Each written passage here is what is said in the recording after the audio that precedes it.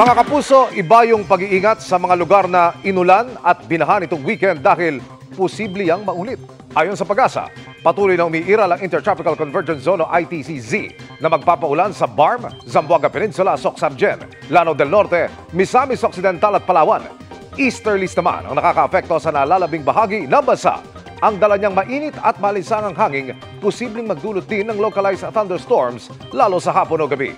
Batay sa datos ng Metro Weather, bukas ng umaga pa lamang may tsansa na ng ulan sa ilang bahagi ng Palawan at Mindanao. Posible pa yang lumakas sa hapon kaya mag-ingat sa banta ng pagbaha at pagho ng lupa. May tsansa rin ng kalat-kalat na pag-ulan sa ilang bahagi ng Luzon at Visayas. Mababa naman ang tsansa ng ulan sa Metro Manila pero huwag kakalimutan ang pagdadala ng payong. Samantala, pinakamataas ngayong araw ang heat index na naitala sa Villa Catanduanes na 46 degrees Celsius.